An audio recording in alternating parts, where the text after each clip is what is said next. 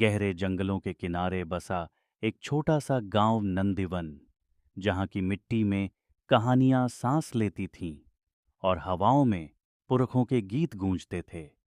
इस गांव में जन्मा था कोफी, एक साधारण सा लड़का, मगर उसकी किस्मत में कुछ असाधारण लिखा था। कोफी के जन्म के दिन ही बारिश की बूंदों ने सूखी धरती को चूम लिया था, मानो प्रकृति ने उसके आगमन का स्वागत किया हो। लेकिन कोफी दूसरों से अलग था।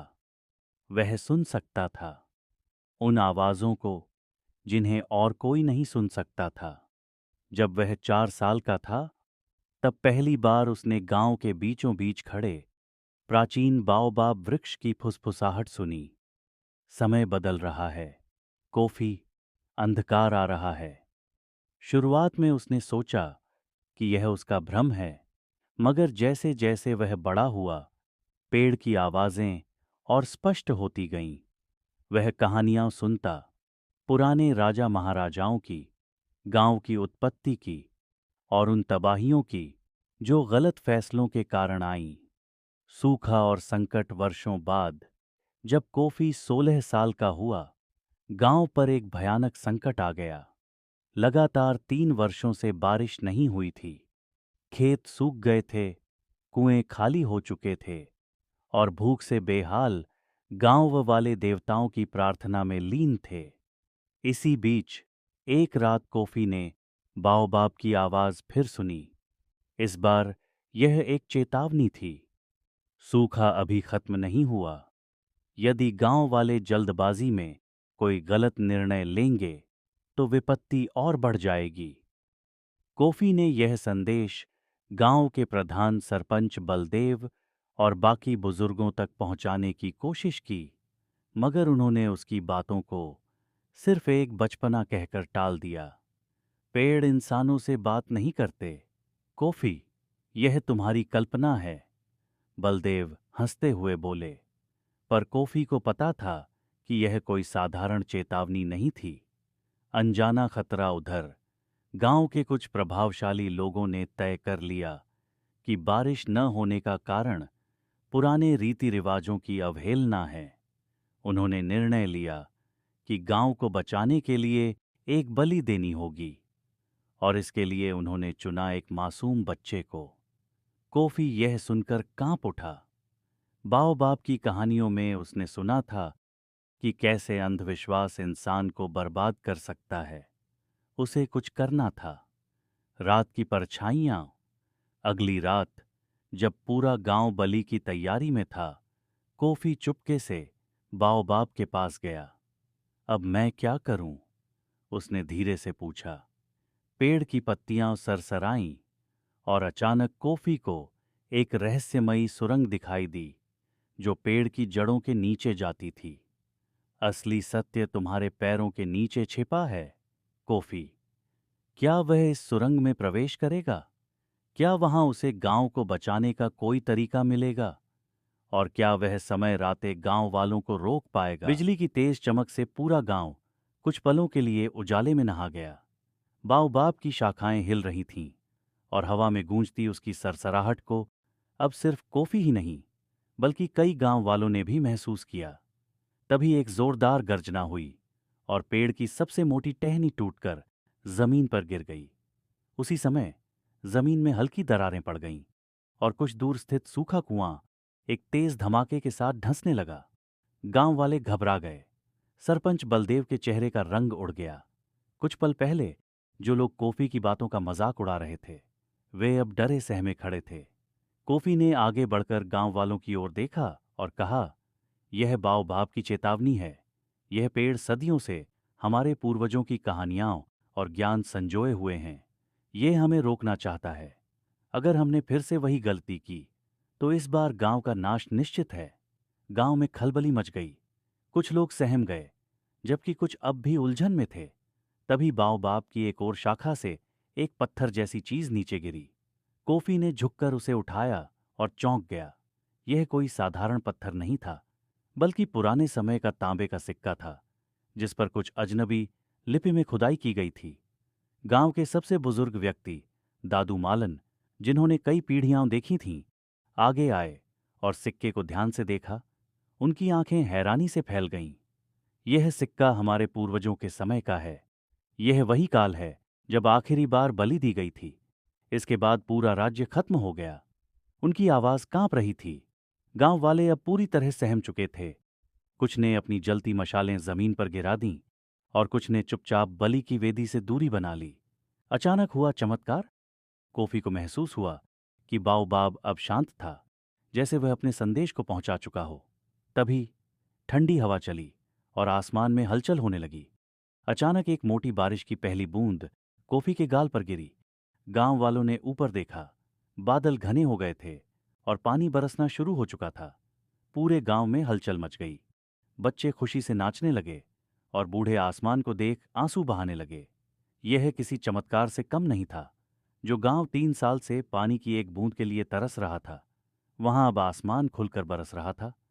सरपंच बलदेव, जो अब तक कठोरता से कॉफी की बातों को नकारते आए थे, खुद आगे बढ़े और कॉफी के कंधे पर हाथ रखा।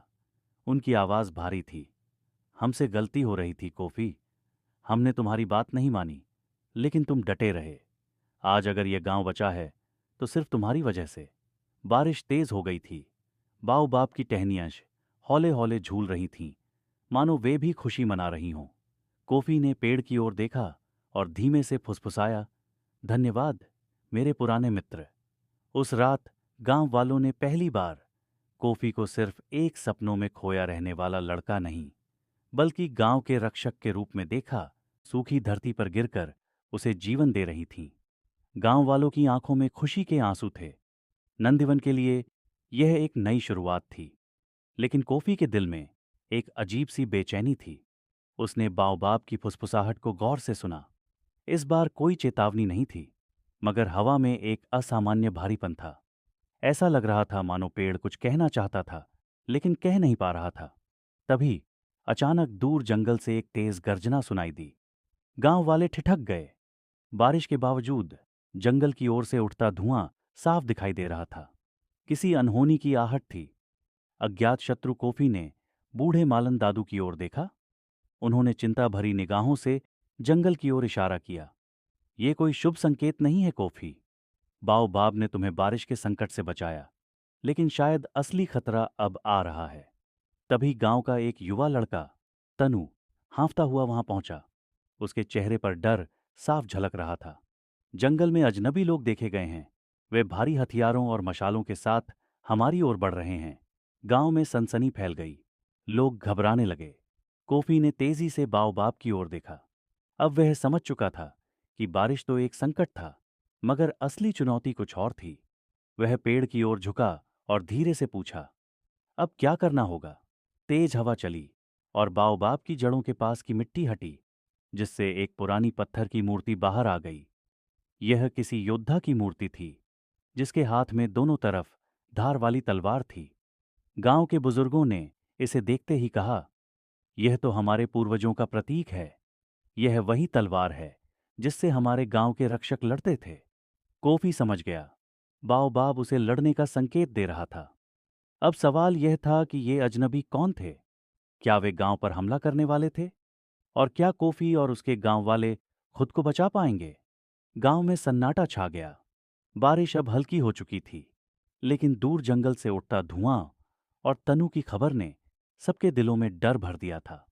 कॉफी ने बाओबाब की जड़ों के पास से मिली योद्धा की मूर्ति को गौर से देखा। यह संकेत साफ था, उन्हें लड़ना होगा, लेकिन कैसे? गांव के पास कोई हथियार नहीं थे और वे लड़ाई के लिए प्रशिक्षित भी नहीं थे। हमला शुरू रात घिरते ही जंगल से मशालों की रोशनी दिखने लगी। कुछ ही पलों में गहरे नीले कपड़े पहने अजनबी गांव की सीमा पर आ पहुंचे।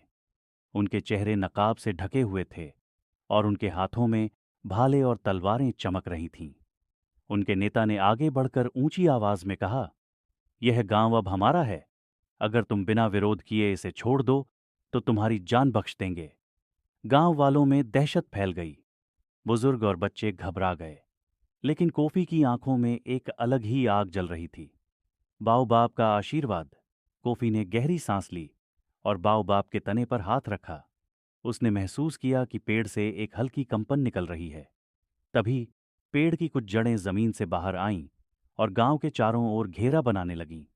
ऐसा लग रहा था मानो बाओबाब खुद गांव की रक्षा के लिए तैयार हो रहा हो। हम अपना गांव नहीं छोड़ेंगे, कोफी ने ऊंची आवाज में कहा।